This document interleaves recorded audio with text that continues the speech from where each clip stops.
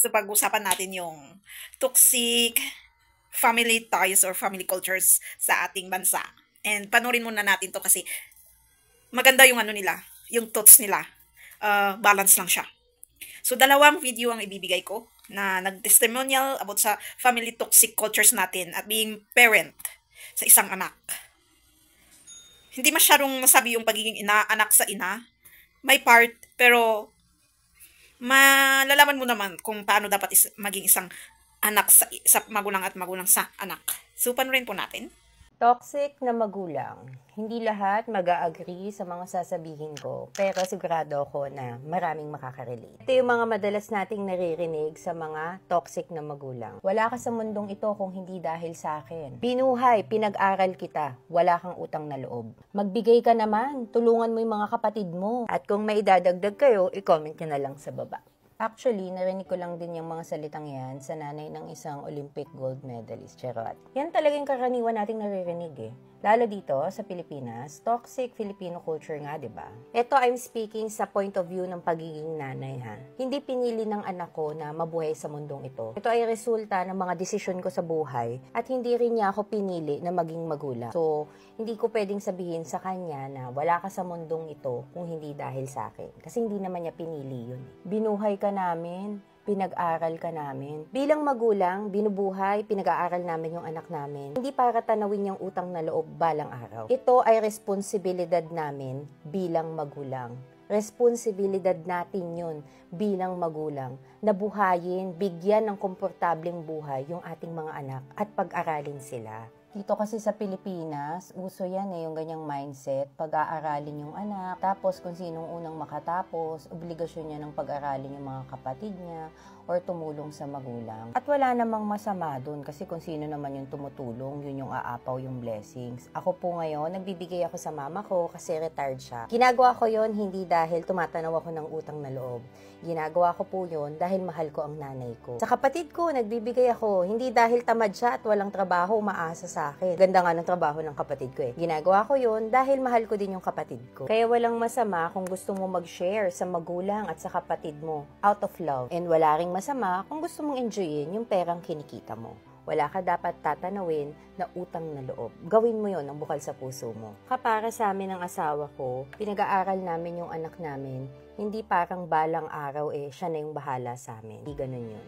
Pinag-aaral namin yung anak namin para balang araw magkaroon siya ng magandang buhay. And bilang anak, alam niyo po, mula nung nakatapos ako ng pag-aaral at kumikita na ako ng sarili kong pera, hindi na rin ako humihingi sa magulang ko. Kasi feeling ko, yun naman yung pwede kong ibigay sa kanila. Yung maging independent, matuto sa buhay, at aminin natin, yung mga toxic na magulang, hindi na natin sila kayang baguhin. Sasama lang ang loob niyan, or ikaw, sasama yung loob mo kapag sinabi mo pa yan sa kanila. Kaya sana yung mga magulang ng generation ngayon, huwag na tayong maging toxic sa mga anak natin para hindi na rin sila maging toxic sa mga magiging anak nila. Once successful ang anak, dapat i-return sa magulang yung lahat ng gastusin sa kanyang pagpapalaki. Utang na loob, please. Alam ko bahagi ng kultura natin ang utang na loob. Pero para sa akin, ang pagiging magulang ay hindi negosyo na may kailangan bayaran. Oo, binubuhos natin ang dugo, pawis at luha para sa ating mga anak. Pero ito'y dahil mahal natin sila at hindi dahil may inaasahan tayong kapalit. Sana sapat na sa atin ang makita silang mabuting tao, masaya at natutupad ang kanilang mga pangarap. Ang tagumpay nila ay para sa kanila. Para pag dumating ang panahon na sila'y maging magulang na, pagmamahal rin ang ipapasa nila at hindi nila pabibigatin ang kanilang mga anak sa utang na loob. Totoo po. Parang mga parents ngayon at noon, ginagawang bank account for the future yung anak nila. Parang mag-aahon sa kanila. Yung pasa-pasa na lang po na ganun ang pag-iisip ng isang magulang sa anak. So weird. So pag lumaki kang ganun sa isang pamilya is parang nasa kakulungan ka actually. Na hihanga din mong dapat hindi ka sana na ipanganak sa pamilyang yon.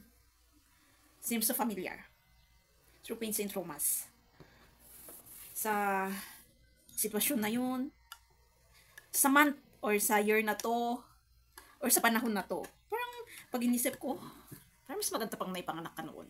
Para may dahilan talaga na toxic ang tao.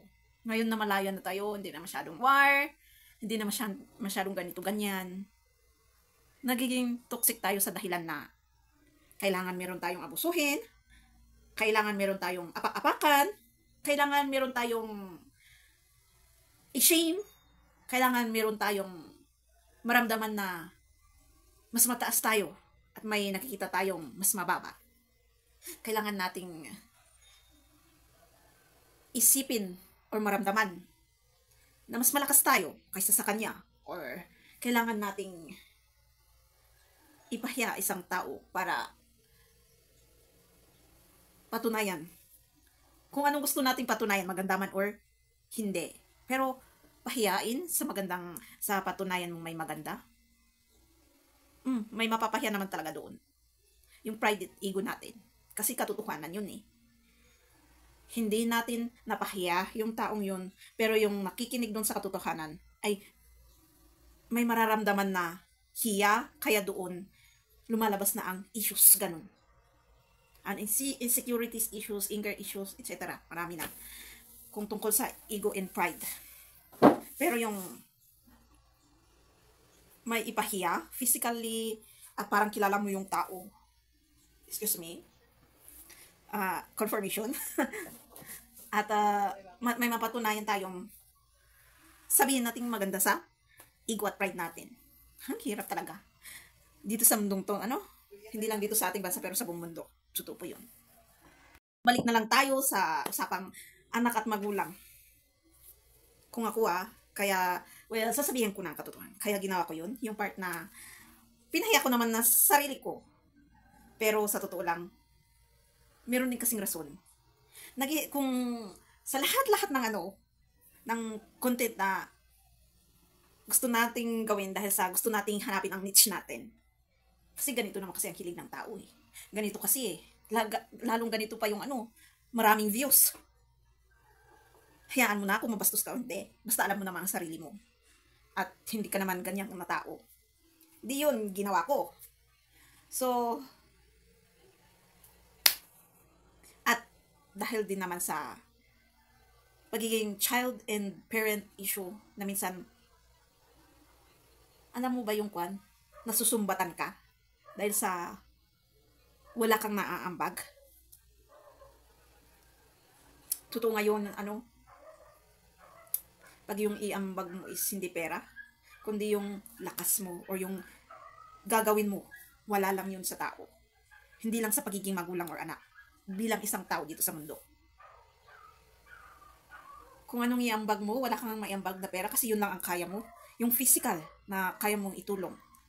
Kasi sa totoo lang, kahit marami kang pera, kung wala namang titingin na tamang tao dyan sa gusto mong gawin sa pera na yun, businessman, bahay man, or etc. Kasi maraming OFW dyan na akala niya yung pamilya na is yung promise ng pamilya niya na magpadala ka ng ganito kalaki, ganyan, para gumawa tayo ng sarili nating business or ng bahay pag-uwi. Tenga, wala, di ba? Wala ngayon yung taong nagtutulungan as parent and magulang or magkapatid or basta magpamilya. Lahat na lang ako dahil sa pain syndrome at selfishness ng tao. At dahil din sa pride and ego na sinama pa sa pagkaka-selfishness.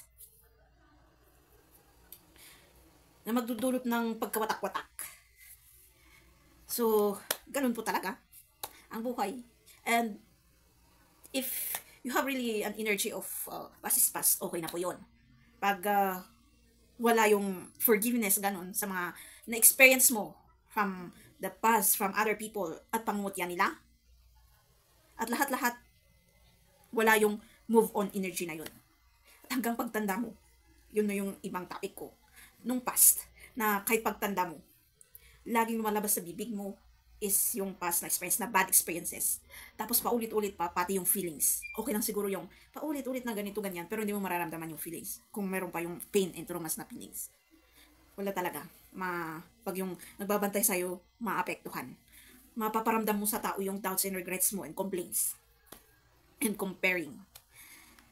And ito, bilang anak, siguro, na kung ikaw yung taong advance mag-isip, kahit hindi man matured, sabihin mo na, you have to understand that everything has a reason na may part talaga ang pains and traumas. Paulit-ulit po yan na cycle. Tapos, intindihin na ikaw talaga nasa sitwasyon na yan. Na kahit hindi mo man sabihin, kahit sa energy mo lang, mararamdaman ng pamilya mo yan eh. Na advance ka, makiki-advance din yung energy nila. So, depende sa energy nila kung makiki-synchronize sila sa advancement na yun or hindi. Kasi meron yung hindi. So, paulit-ulit siya lang na bumabalik sa graveness ng buhay. Pero, yung makikisama sa yung energy sa pagbabago, susubukan ng tao yan. Yung mga kasama mo. Or sino mang taong makakasalamuha mo. Yun din yung part ng healing. Na kung nag-healing ka, mag-heal din sila. Lalo mga kasama mo. Pag hindi, it's their choice. So, ma-stuck sila doon. Pabalik-balik lang. So, kailangan lang natin i-understand talaga na may choices na sinasabi natin. Na gusto nila yun eh. Ma-stuck lang doon. At desisyon nila. At ikaw din na kasi ma-feel mo din eh, paano sila magtanong, paano sila makipag-conversation. Lalo na, nagko-content ako ng ganito. Alam nila yan. Kahit hindi sila nanonood. Promise. Totoo yung vibration of energies.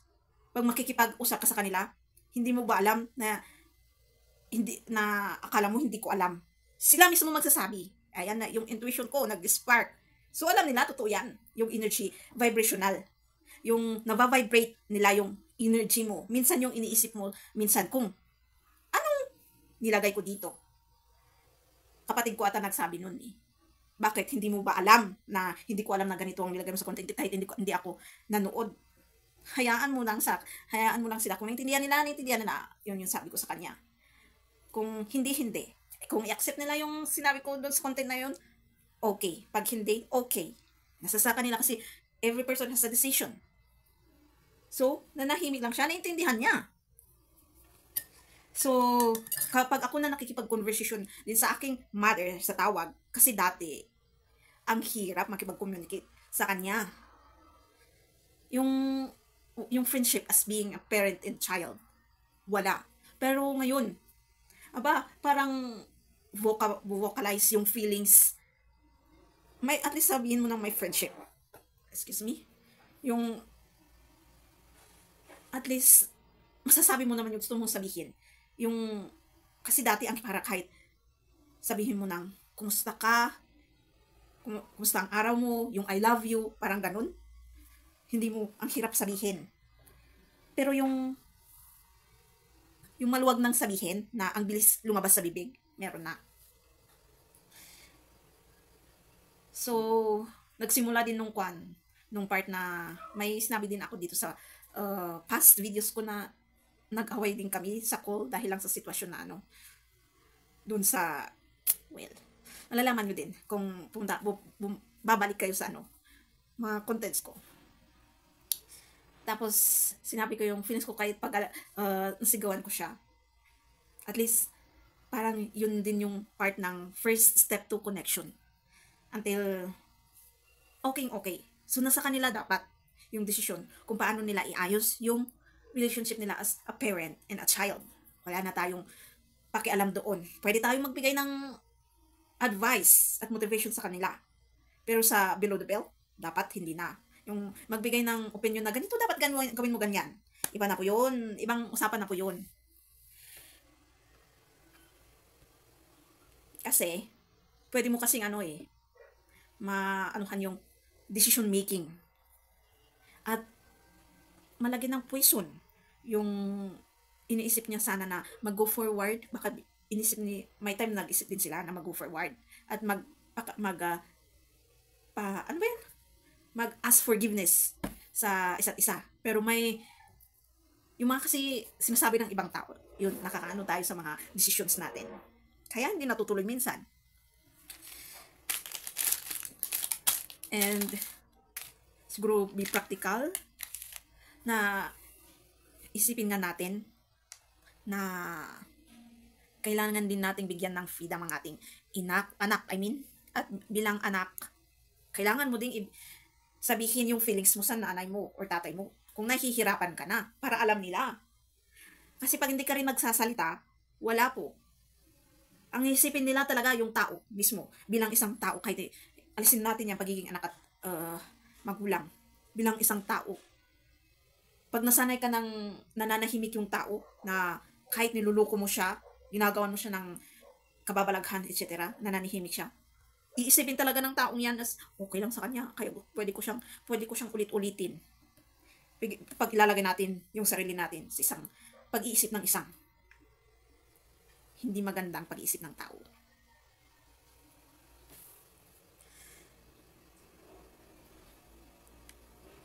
Parents put yourself, parang tama yung sinabi nung binigay kong videos na minsan inisip kasi natin na investment yung anak.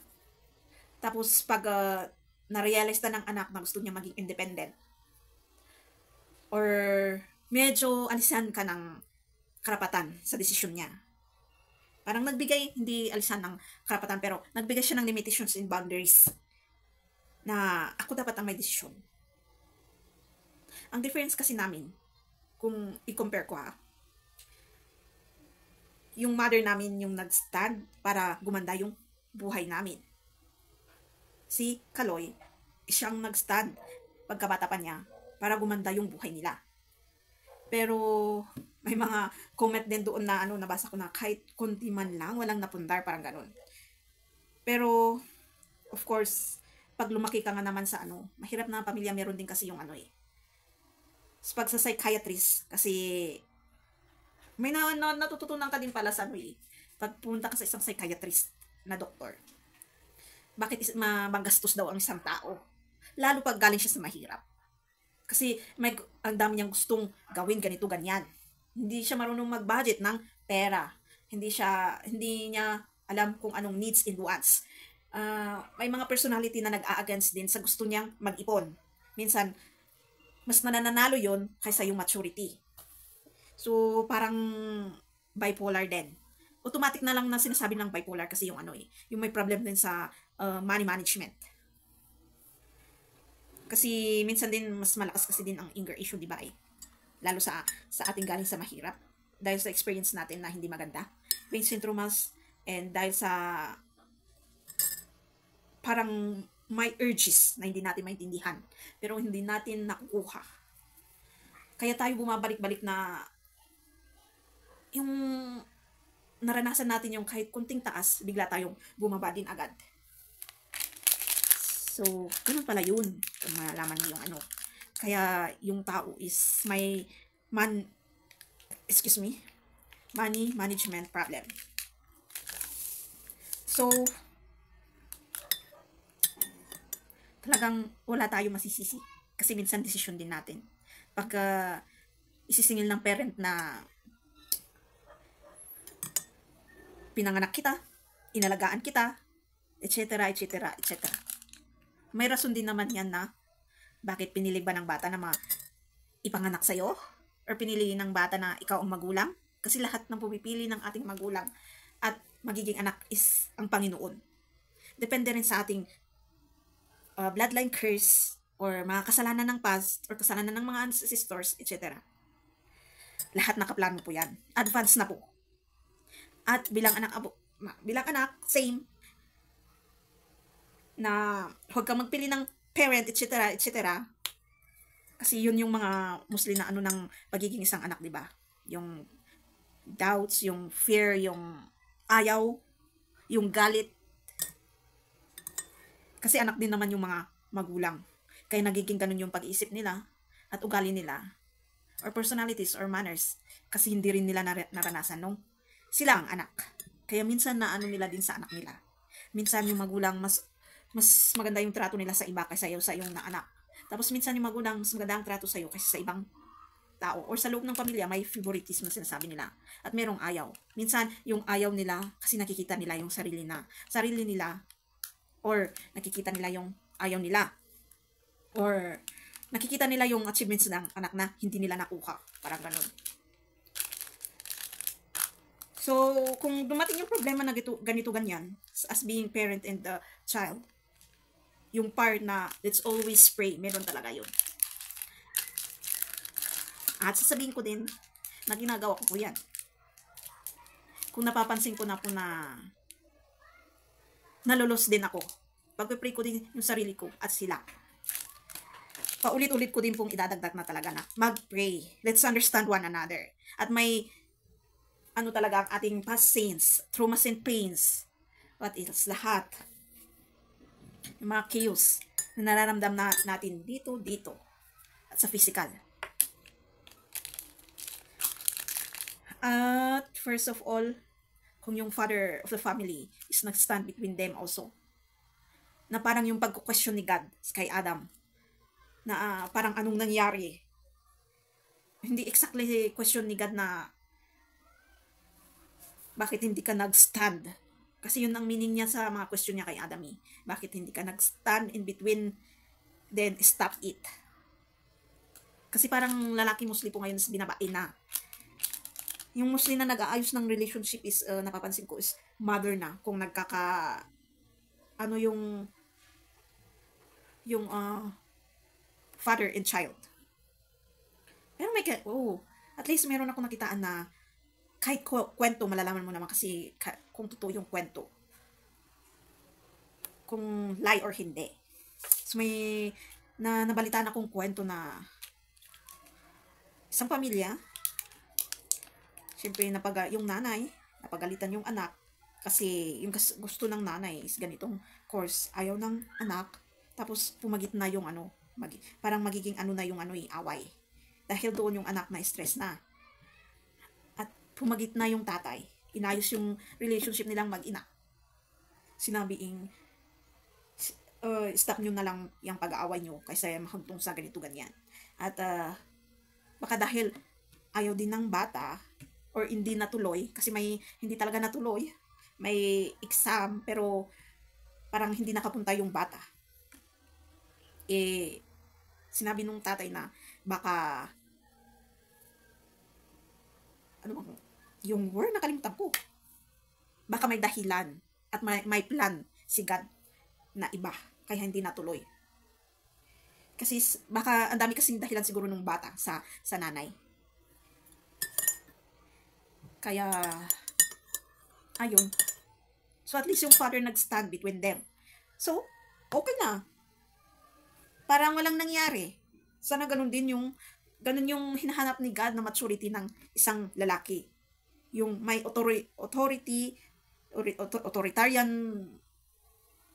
energy yung lalaki na masculine talaga at matured. Sa tamang landas hindi sa mali. Katulad ng siya ang example ng pagiging drug lord dyan or palaaway dyan na tatay. Yung alam niyo naman siguro ang meaning ko. yung minsan kasi pag between me and my father, yung relationship, yung wala kang makita na paninindigan niya na tatay talaga siya sa anak niya. Tapos kung may problema yung anak niya, yung hinihintay niyang mag-step forward. Lalo yung anak niya bago siya mag-step. Tapos namumblema siya. Kunwari, namumblema siya sa ugali kasi may step kami. Hindi niya masabihan. Ito rin ang problema nila sa anak na babae at lalaki. Yung ang dali-dali nilang pagsabihan yung anak nilang babae, pero pag yung anak nilang lalaki, wala. Dahil lalaki yan eh. Kahit nakikita nilang lost na yung anak nilang lalaki. Dahil lalaki yan eh. Yun ang ibang pag-iisip ng iba sa So, ayan. Yung maisip mo man lang na merong kahit tatay man lang, meron yung mag-stand for you at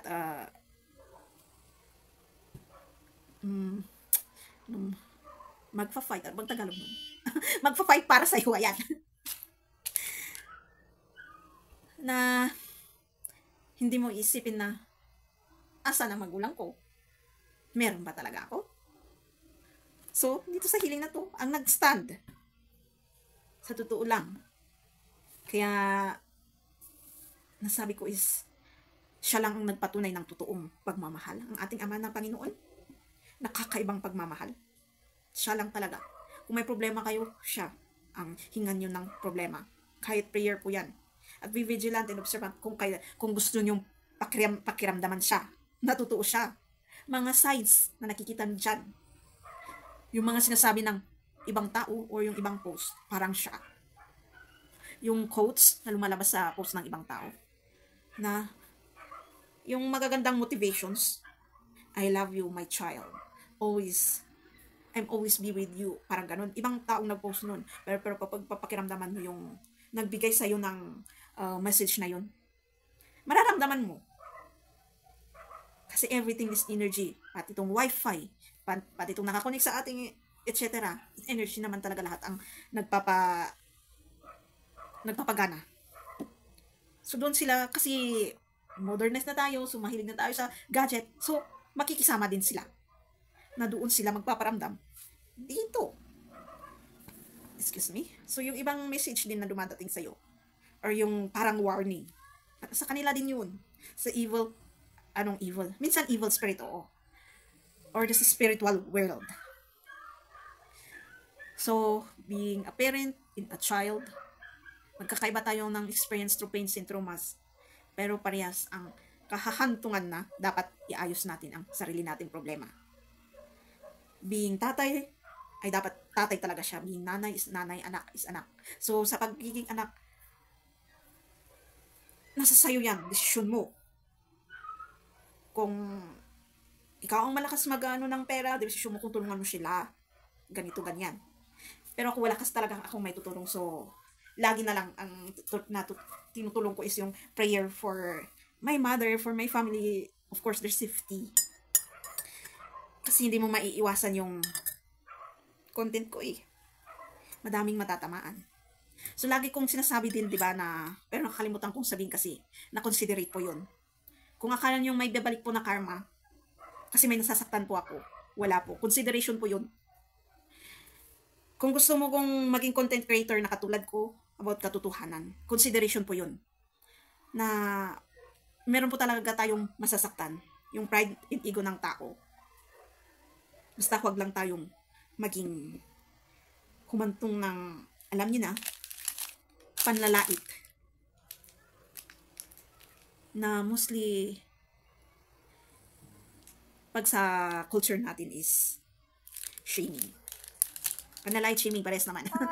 Yung, physically, yung parang, lagi kong sinasabi na, parang kilala mo na yung tao, parang napupunta lang kasi sa sa nosyon ng isang tao na, parang kilala mo ako parang kilala mo, hanggang ulo, hanggang paa. Kasi po, ang explanation noon talaga, is natatamaan po yung ego and pride natin. Pag sa truth talaga.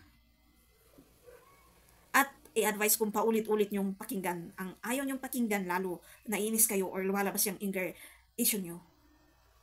Or kayo mismo ang gumawa na, sitayin nyo yung hindi maganda na ugali nyo kasi kilala nyo naman ang sarili nyo. Paulit-ulit nyo na gawin yun, paulit-ulit nyo ding i-accept. Hanggang yung energy nyo is kiber lang. Naka-move on na. Doon nyo rin mapapatunayan na kaya nyo pala at lumakas pala kayo. Hindi kayo madaling masaktan dito at dito. And, habang ginagawa natin yun, mas maganda rin na let's heal our pains and traumas from our childhood, or yung sometimes we have to give yung mga hindi naranasan ng ating childhood sa ating adulthood kung kaya natin. So baka yun din ang dahilan, baka malapit ko na rin itakwil ang aking alam nyo na, kaya biglang nandun din yung healing at nagparamdam si God sa akin sa part na yun. Kasi dahil sa pressure mafe-feel, maiisip mo talaga yun. Magagalit ka sa mundo. Of course, pati sa parents mo. Na hindi ko naman desisyon na kayo ang maging magulang ko. Hanggang lahat, i-curse mo lahat, magagalit ka, at maisip mo, pag ako ang tumaas, huyo, parang ganun. Pero, ang kinaganda ng healing talaga is, yung Ace in Peace, maiintindihan mo kung bakit ganun. Hanggang mapupunta ka sa energy na contentment. Tapos, yung understanding, control, patient. Kaya pa ulit-ulit na dumarating yung chaos, yung insecurities, yung minsan yung anger issues sa isang sitwasyon. Hanggang ma-realize mo pa ulit-ulit talaga yan na cycle. Hanggang mapakawan mo yung sarili mo. Hanggang makuha mo yung freedom. Paulit-ulit na ipaparanas siya yan. Meron din connection ng spirit world dyan. Bad or good. Paulit-ulit nilang ipararanas sa'yo. Hanggang ma-realize mo na, ay, ganun pala. Ganun pala ako kabubuno, no? Parang ganun. Or dahil lang pala sa stress and depression, kaya ko nasasabi yun. Or dahil kaya ganun nagiging desisyon ng isang tao. Kasi ganito, ganyan. So I hope may natutunan po kayo. Ganyan po ang pagiging tao sa mundo. Mahirap talaga maging parent or child or as being who you are as a person. Pero ganun talaga eh. Kailangan talaga natin si God. Paulit-ulit din po niyang patutunayan sa inyo na siya ang number 1 na kailangan natin dito sa mundo para mapakawalan natin sa hindi natin na magandang nararanasan dito sa mundo. Dito, sa ibang tao, sa ating sarili, sa isa't isa. So, well, thank you for watching. Don't forget to subscribe, click the notification, comment if you want, and share to my next videos.